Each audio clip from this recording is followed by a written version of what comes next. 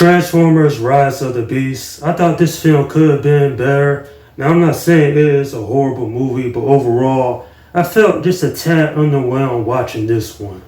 Well, at least this movie did keep my attention, and that is something considering there are some Transformer movies out there that are just horrible. So, taking place in 1994, the Autobots have to get to a particular item, I won't say what it is, before the villain of this movie does. And from there, it's a film that was a mixed bag for me, honestly. While I had enjoyed the action scenes, I thought the overall story could have been a little bit better. And also, the music was enjoyable considering there were some classic rap songs in this one. But anyway, overall, I thought this film, it was fine for what it was. Thankfully, it wasn't like Transformers Age of Extinction or even Revenge of the Fallen, the worst in the franchise in my opinion. And while I'm not familiar with the Beast Wars storyline this movie's based off because I didn't grow up watching the Transformers animated series, overall I felt like this movie could have been so much better than what it turned out to be.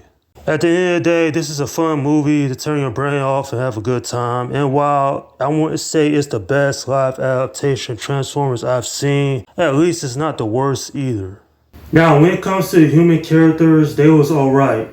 Anthony Ramos, he actually did a decent job playing Noah. Noah is a respectable and relatable character considering he's just this normal guy that gets thrust upon these Transformers battling each other.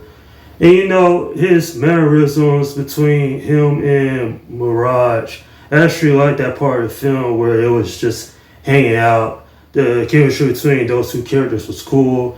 And now, Dominique Fishback, she too did a decent job playing Elena. You know, not much is known about her, but you know, she is there to help out the Transformers as well. And speaking of which, Optimus Prime, why is he so rude in the beginning of this movie?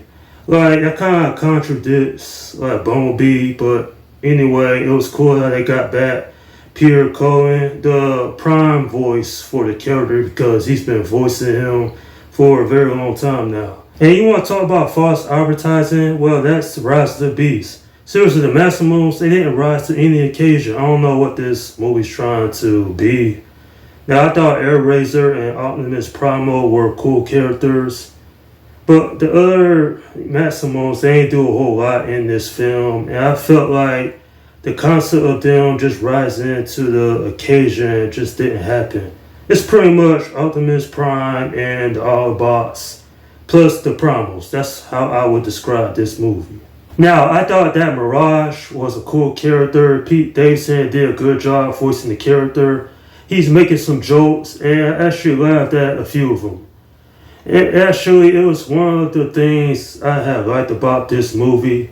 But my goodness, what the hell's up with that ending? When I mean the ending, I mean the CGI fight. That was some bullshit there, wasn't it?